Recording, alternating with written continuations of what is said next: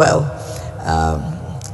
We have to see progress from the rest of the world as well, so we can come to a point in which differences are addressed and resolved. Maria, I lived on the other side of the Iron Curtain during the Cold War. And what I can tell you, two things. One, it was really cold. It was not a happy place. But also that it creates damage to everybody. You get part of the world that is excluded from the movement of capital. Opportunities for businesses are reduced. And of course, we have to think about long-term growth prospects, that they require more opportunities for everybody, not less. It's incredible context from you, given that you lived within communism and can actually look back and understand clearly the impact. It sounds to me that you are approaching what's happening right now with a calm head. You've seen this before. Mm-hmm. It doesn't appear that you're very concerned. Sure, you're expecting slowdown, but not recession. Is that correct? This is exactly what we see. We see a slowdown. We see, again, I want to repeat, my main message is get uncertainty down so businesses and consumers can plan. And when we do that, we would see very positive impact for the economy. It's good to know that we just need some clarity to actually calm things down. We do. I mean, we are. It is a interesting point that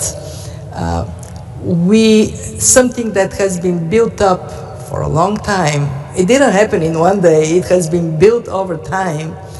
Came to this inflection point, and how we come out of it has to be done, as you said, calmly, with a decisiveness.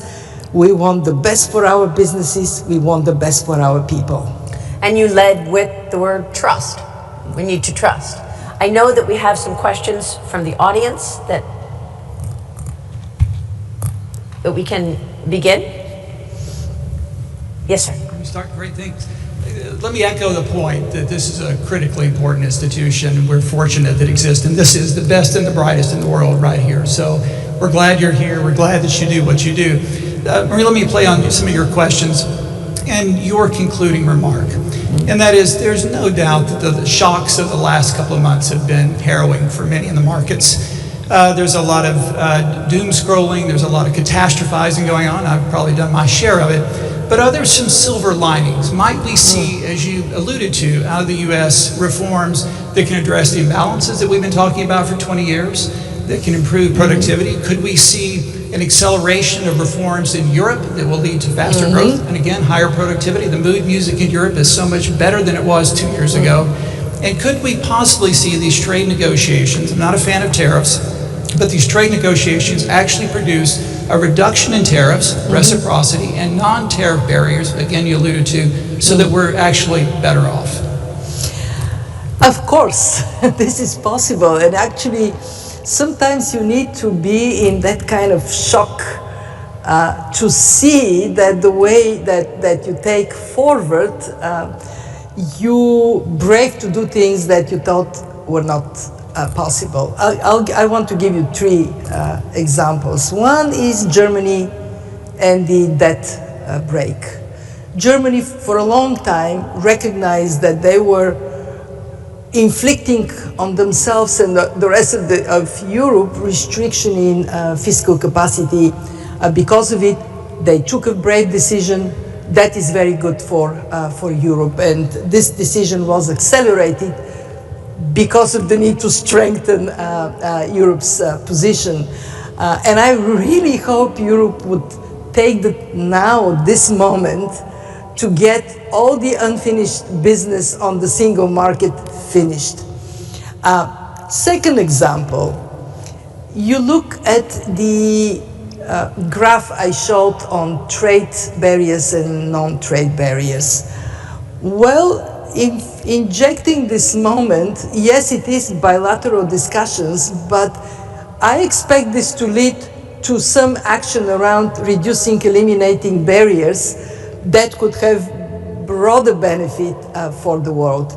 And 3 countries that should have traded with each other more are now going to be pushed to do it.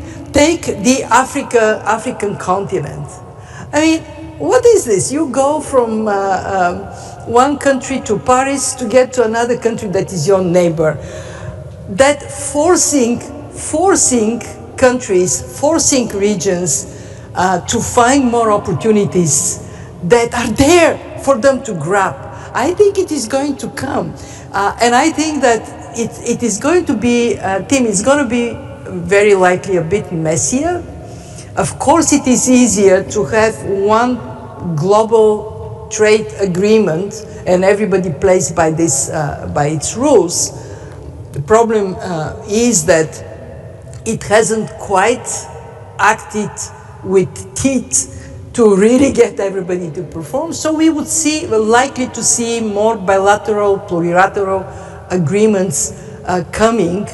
And maybe they would add some additional vibrancy. And also there is the thing that we don't know. Every time when you have a shock, something positive gets unleashed that you have not even thought about. Well, I am kind of hopeful to see that happening. Kristalina, you said that we likely won't see a recession, but are you worried about a spike of inflation later in the year, or do you think the rest of the agenda that we're talking about, tax cuts and deregulation, will limit the spike? So that's a very interesting question. Where are the organizers? Can we please have an additional hour, Maria and I here? I'm sorry. Look, I mean, it's gonna. We lived in the luxury world where monetary policy was all the same for everybody. After COVID, everybody did the same thing: monetary policy, accommodation, bring more financing. Then came the shock of inflation. Interest rates had to jump up. Everybody did the same thing, tightened up. Now we are in a place where it's not going to be the same thing for everybody. You would have where it is more of a supply shock. In other words, fewer goods, more expensive goods that may push inflation up. But on the other hand, if people are scared of spending, they keep their money in their pockets, that would push inflation down. So I think it would be important to watch it carefully. We do not see in either direction a big swing. But we do see a little bit of slowdown in a disinflation process in some countries. We also see where the economy is more affected and weakening, then you need to cut. Mm-hmm. So yes, central banks have a role. And central banks have a role. They have to watch carefully what is happening around them, and they have to not fall behind the curve, neither rush to something. You saw the European Central Bank cut.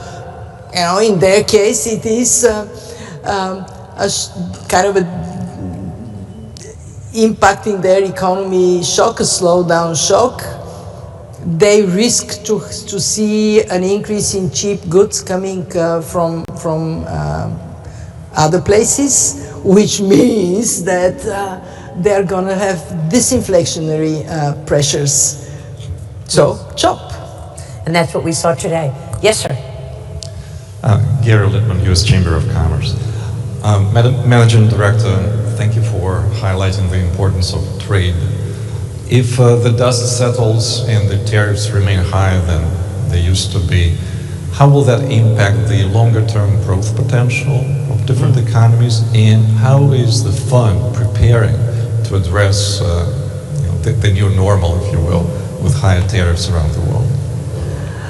So First, we are not prejudging where tariffs would land, because we think it's something that we need to watch carefully. There may be some places where actually the direction is to bring tariffs down. I mentioned India as one example. Second, we think of growth drivers, potential growth in a more comprehensive manner. And actually, one thing that pains me is that before this focus on tariff came, we were all talking about artificial intelligence, how it is going to increase productivity, competition, how important it is, removing barriers for private initiative, how important this is. And now we forgot about that part. And actually, when we are here next week for our global debate, we will try to bring back this focus, pro-growth policies, structural reforms that are supportive of growth. Back to your point, you want to be stronger? Well, get your house in order. And part of that is cutting debt. Are you concerned about the level of debt right now in the United States? The United States is a very interesting story from the perspective of tracking financial flows. Before the pandemics, the total assets here, equity and debt in the United States, was 38% of GDP. Today, it is 72% of GDP. Wow. Very big jump. And the big jump came primarily from the equity side. Investors saying, we see this is an innovation, dynamic economy, we want to be here. We believe that actually getting to some moderation, both on the debt side, but also in how the US deals with financial flows on the equity side. This is something that is not bad, because 72% of GDP means that people are putting their money in the same place. How much is enough?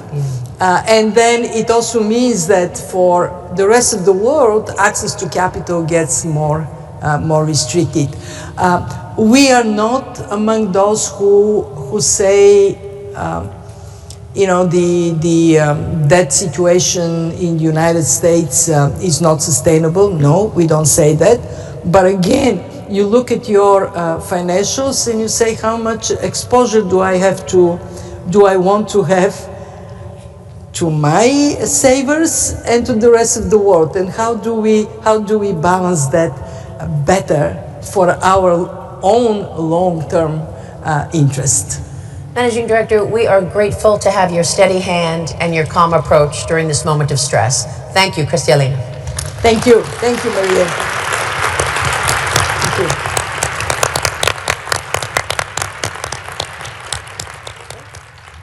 Well, many thanks to the audience. And please do come on Tuesday to listen to our chief economist. He will have much more interesting stuff to tell you. We look forward to that. Yeah, thank you so much. Thank you.